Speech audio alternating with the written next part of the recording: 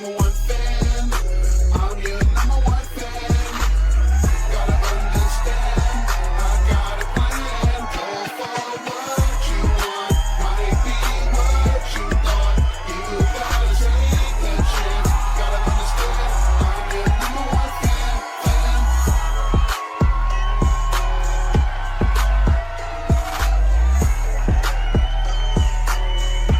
Number one fan.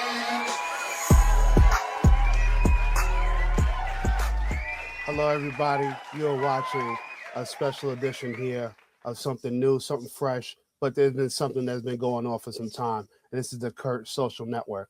I'm your host, Kurt the Magnificent.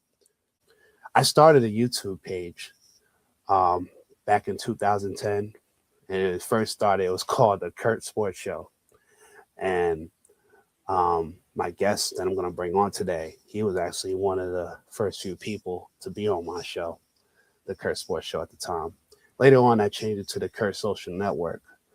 But, I wanted to try to just do different things. I was doing basketball, I was doing football, I was doing little league games, I was doing summer league games in the park.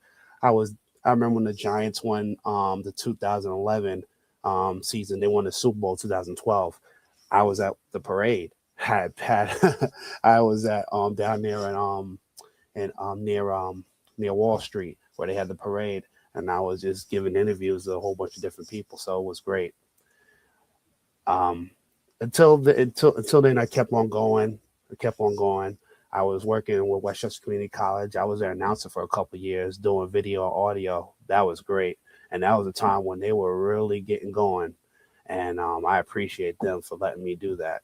And still to this day, every now and then, I will still keep broadcasting my mind. I started coaching when 2011, 2012, I started coaching at the Harvey School for a couple of years.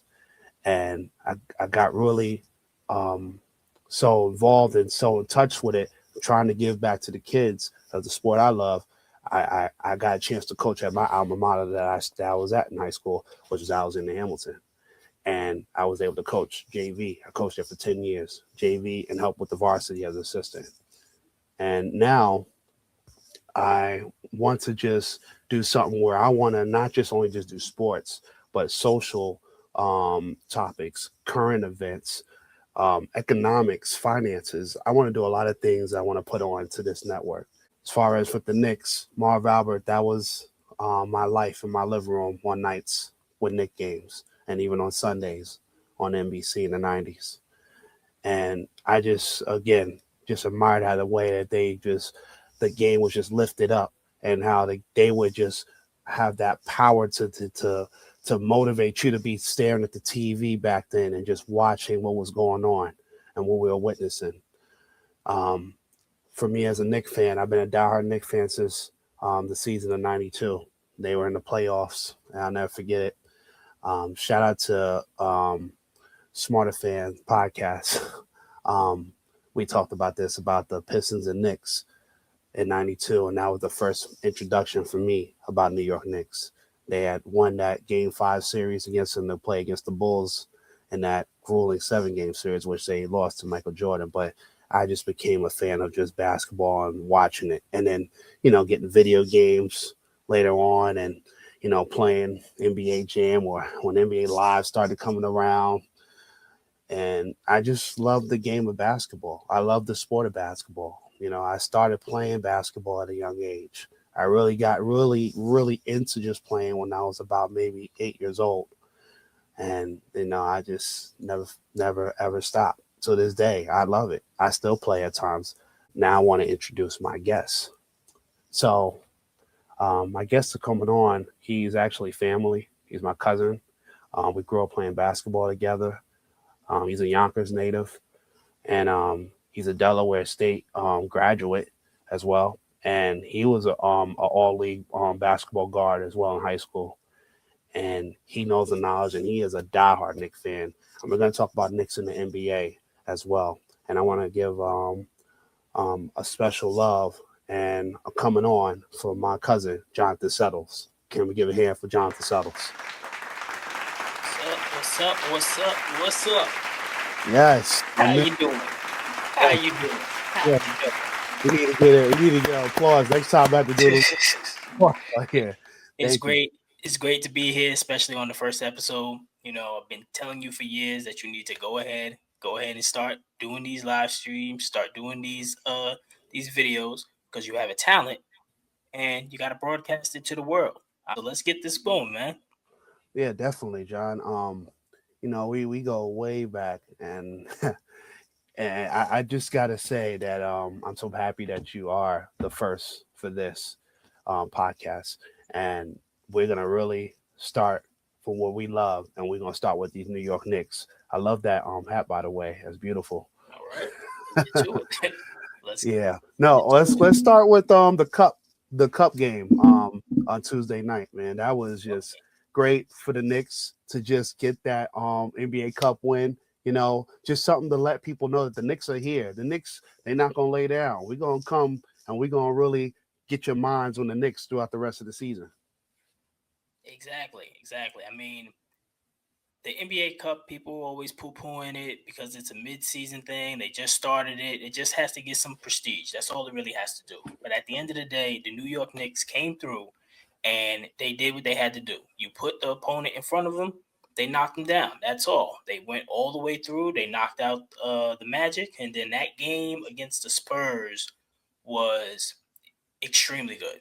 It was extremely good. Like it had a playoff atmosphere to it, and it wasn't no lackadaisical like how the All Star game is. Like these guys was playing, these guys was intense. They was playing through injuries, and at the end of the day, the Knicks came out on top.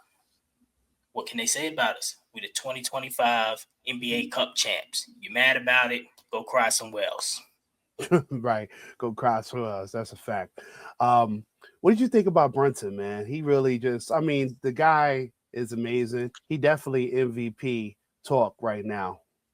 Absolutely, absolutely. He is the guy that has been in the lab each and every year, and you just seen his progression now. And you already know me. I am a big Villanova fan. I've always been a Villanova fan, so I've seen him from legitimate college freshman and how he has progressed. And when he got here to New York, I was extremely happy. But each and every season, you just see him. He's getting better. He's getting better. He's getting better. And this year is an MVP season. He's averaging around 28 points per game. He's touching the ball statistically. They're saying like one less second, so he's making quicker decisions. Mike Brown really understands how to get him going, and now it's just not Brunson or nothing. Now you got to deal with everybody else. You got to deal with Bridges. You got to deal with OG. You got to deal with Kolick. You got to deal with all these guys because now they're playing off of Brunson. Now it's just not Brunson or bust. And this next team, they got it. When you brought up Kolick, um, there was an interesting play or interesting moment in the game where maybe about 5 minutes or 4 minutes left to go. You saw the Spurs. The Knicks were playing San Antonio Spurs in this NBA World Cup championship in Vegas, and you saw the Spurs start doubling Brunson when he would get the ball up half court, where Brunson was turning the ball over a couple times. So then there would have been a time, if in the Thibodeau's days, Tom Thibodeau coaching, that he would have just let Brunson just try to figure it out. But Mike Brown, who is the new Yes. coach of the Knicks, he said, Yes. okay, let me get a sub in to get Tyler Kolick in, the backup point guard. And he came in to give Brunson that relax, let him come off the ball, so they can't double no more. So now he can get time to relax, get up the floor, set up. And so when he get off the ball and get the ball, then he can make his move and then do what he got to do because he was killing all night. Yeah, yes, he definitely was. He definitely was. And what I've realized about Mike Brown is he is putting these players in the right position to be successful. So as you just said, if this was Tom Thibodeau, he would have just left Brunson out there, left everybody out there and said, "Hey, y'all guys got to figure it out." But with Mike Brown, he's going to put this team in the best position to succeed. You know that you need a second ball handler out there. Kolick, he did 4 years of college. He understands how to stay composed. He's that calm when there's a bunch, there's a storm. He's a real point guard. and he put him out there, and you see it. It make a huge difference. A huge difference. Tyler Kolek was one of those. Is one of those guys that you need on a championship team. He's going to be able to be the calm when there's a bunch of a storm. He's going to be able to relieve Brunson of all that pressure, and he's also going to do what it takes to get that win. John, real quick, let's talk about Karl Anthony Towns, some of the other guys, Towns, Mikal Bridges, OG Anunoby, who just came back off the injured list. Can we talk about those guys? Even Josh Hart. Oh, of course. I mean, Cat, as I was saying earlier, Mike Brown is putting these guys in the position to be successful. You know what Cat's strengths is. You know what his weaknesses are. One of his weaknesses is that drop coverage. He understands that he doesn't have Cat play that drop coverage all the time. He's going to have him switch. He's going to have him double. He's going to have him hard hedge simply because Cat does not have that defensive IQ like a Mitchell Robinson to be able to drop back and be able to play each everybody there. And then on the offensive end, he got Cat in his bag. He understands what he needs to do, and he's going ahead and he's doing it. Josh Hart, he's Mr. Do whatever. He's Mr. Do it all. You need him to score points, he'll score. You need him to be the ball handler, get assists, rebounds, he's going to do it. He's going to do whatever it takes to win, just like OG and Anunoby, the same thing. But OG game has definitely stepped up since he's been in New York. Now, I don't know if it's because he has more offensive opportunity than he did with the Raptors, but he's definitely playing on a different level than he was when he was with the Raptors. And what can we say about Mikal Bridges? Mr. Solid all the way around. Anything you need done, dirty work, he's there. Now, mind you, in the NBA Cup, in the game, he didn't play too much in the fourth quarter. Now, I don't know if it was because of injury or this was another thing Mike Brown does. He's going to ride with the hot hand. Jordan Clarkson, Tyler Kolek, Mitchell Robinson, those guys was getting it done. In years past, they would have been like, you know what, I'm going to put my best five out there. No. You got to put the best five that's going on in the game, not just overall.